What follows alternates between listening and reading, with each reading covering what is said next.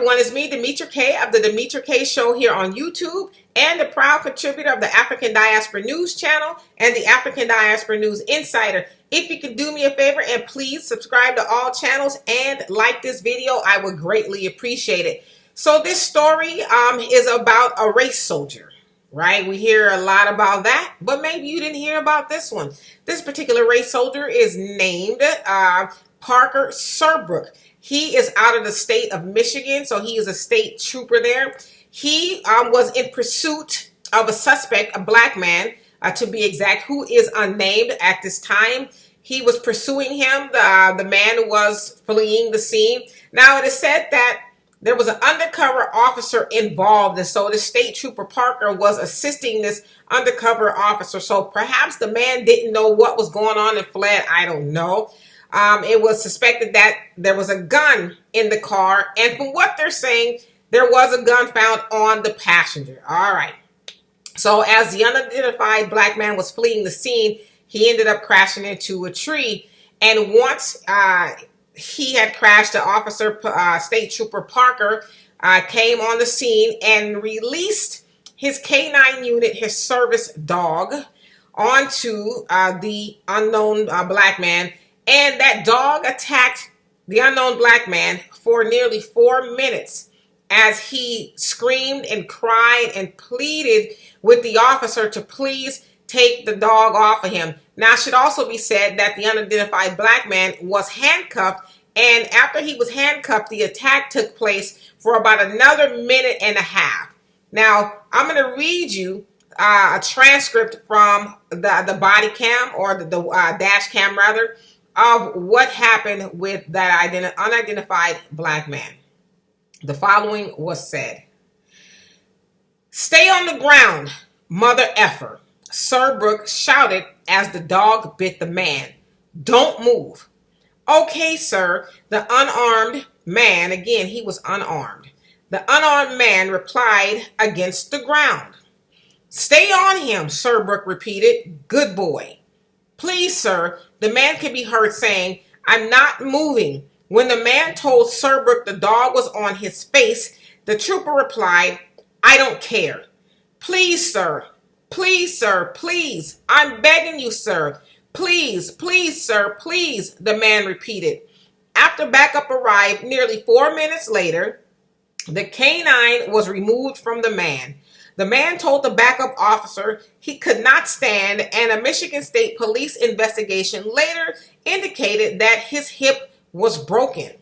The man suffered bite injuries across his body, including his head, left shoulder blade area, left arm bicep and forearm, left side rib area, left and right side of his pelvic bone area, genitals, and the top of his thigh. That K9 unit did all of that to that black man who, for a lot of that arrest, was handcuffed. So he had no way to defend himself. And you also heard the callousness that came from that race soldier by saying, "I don't care," and telling his dog, "Good boy." Now, throughout the video, he's telling the dog, after he released the dog from the black man, "Good boy," and just patting the dog, on the back for the great job that he did in mauling that black man nearly to death, right? And so, again, he has sustained a broken hip. I don't know if it was the crash or if the dog had something to do with it, but his hip was broken, which is why he could not stand. But now there is an investigation going on. And originally that state trooper, Parker, he was not taken off duty, but then once his higher-ups saw exactly what happened, they relieved him by putting him on unpaid suspended leave, if you will, and he was also arrested, but he bonded out to the tune of $5,000 on his own recognizance. Now, it is also said that he is facing up to 4 years for one count of felony assault by using his K9 to do that. Now, his higher-up, Director Colonel Joe Gasper, said the following: "While the unfortunate reality for police officers is that use of force is sometimes a necessary action to ensure the protection of themselves or others, Care and concern for human life should always be at the forefront of any police officer's actions. He also goes on to say, this makes Trooper Serbrook's disregard of the driver's pleas for help totally unacceptable.